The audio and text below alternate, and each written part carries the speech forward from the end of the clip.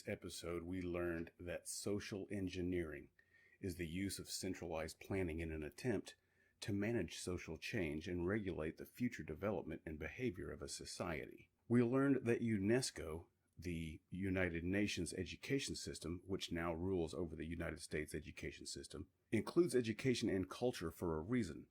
They use education to create a culture. We learned that what we hear on the radio and what we see on television and in the movies, we always thought was a reflection of a society, but we now know that because of social engineering, it is not. 1 Corinthians 14:22 tells us that speaking in tongues is a sign not for believers, but for unbelievers. Prophecy, however, is for the benefit of believers, not unbelievers. So this message is for the church. These messages are not for unbelievers. They are for the church of believers. This message today, very specifically, is to the black church. Matthew 12:30, Jesus said, "Anyone who isn't with me opposes me, and anyone who isn't working with me is actually working against me." Now this fifth step, the Hegelian Dialectic, to understand it, we need to know what a dialectic is. This derives from the same word, dialogue, which is a healthy discussion. Dialectic is the art of investigating or discussing the truth of opinions. Jesus said in Matthew 7:12, to do to others whatever you would like them to do to you. This is the essence of all that is taught in the law and the prophets. He also said in Mark 12:30 and 31 that you must love the Lord your God with all your heart, all your soul, all your mind, and all your strength. And the second is equally important, to love your neighbor as yourself. No other commandment is greater than these. Now we all want to be heard. We want our opinions to be heard and our feelings and emotions to be heard. We want people to understand and listen. A dialectic is the discourse between two or more people holding different points of view about a subject, but wishing to establish the truth through the methods of argumentation, which are investigating the evidence, deductive reasoning, to come to a logical conclusion. If something is dialectical, it means that sometimes two opposing ideas can be true at the same time, and that there is always more than one way to think about a situation, and that all people have something unique and different to offer. So dialectical thinking is the ability to view issues from multiple perspectives and to arrive at the most economical and reasonable reconciliation of seemingly contradictory information and postures. So dialectical thinking, according to the teachings of Jesus Christ, means that we understand the viewpoints of all different peoples. Some may say America is racist. Some may say, such as immigrants, no, America is the land of opportunity. Other people may say America has a racist history, but due to the Constitution, we were able to rid our own nation of slavery, and we were able to rid our own nation of Jim Crow laws and make self-corrections. Other people may say, no, America was founded on liberty and freedom. Others may say, no, if you read the writings of the founding fathers and the early settlers, America was founded on Christian principles. Others may say, no, America is great because it defends Israel. Others may say, no, America was founded and built upon the backs of slaves. So in a dialectic, the art of investigating or discussing the truth of these opinions, we hear all sides and we try to understand all sides of the issue.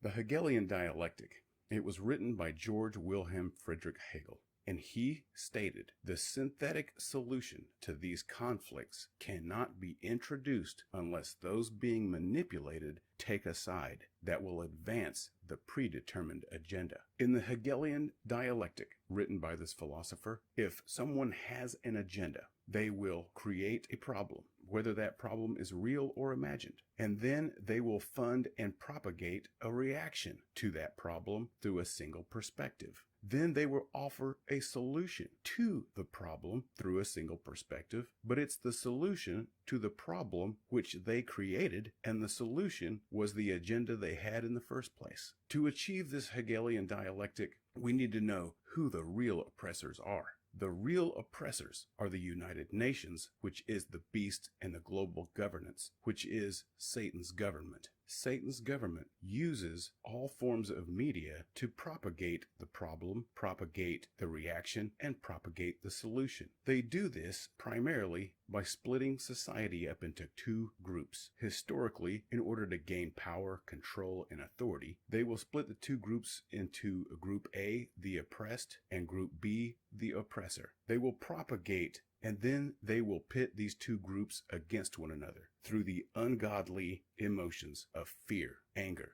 resentment, envy, jealousy, and bitterness. And then they present two different solutions to these two groups, both of which are paternalistic. Group A, they will offer the solution for the paternalistic government to rescue them from Group B. And to Group B, they will offer the paternalistic protection from the anger and bitterness of Group A. This is done through propaganda and social engineering, which is the classic divide and conquer. We have proven in previous episodes that as of 1992, the United Nations officially began the direction of the United States government.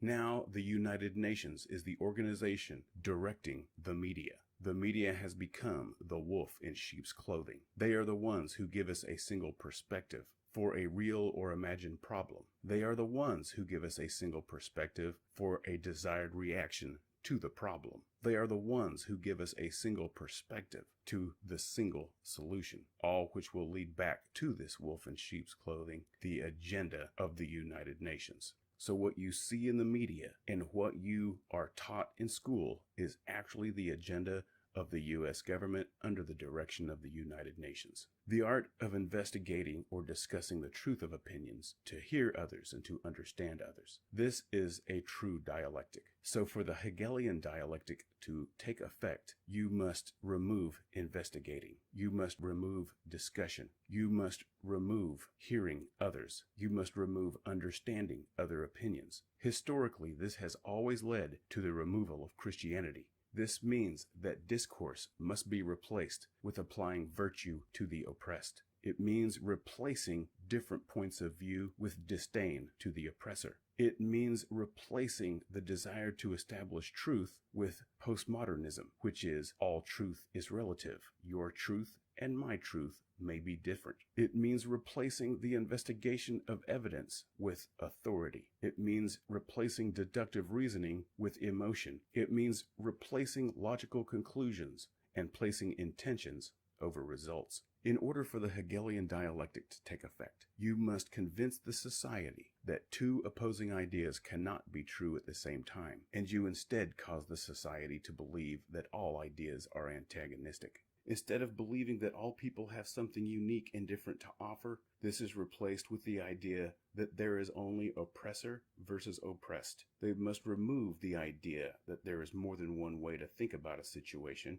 with the idea that all oppressor ideas are hate speech. In dialectical thinking, all perspectives are taken into account, but for the Hegelian dialectic to occur, you must remove all other opinions. You must remove the opinions of Christians and anyone who does not fit into one of the groups. For example, the one who says America was built on the back of slaves and it's racist to the core. And then you take the group who says America was founded on liberty and freedom, and you pit these two perspectives against one another as oppressed and oppressor. And what is coming, what will happen, is they will equate Christianity with the group of oppressors. Not only will they remove all other opinions, they will also not teach you how this has historically worked. I had a discussion recently with a friend who could not believe that the education system would lie or even be deceitful about history.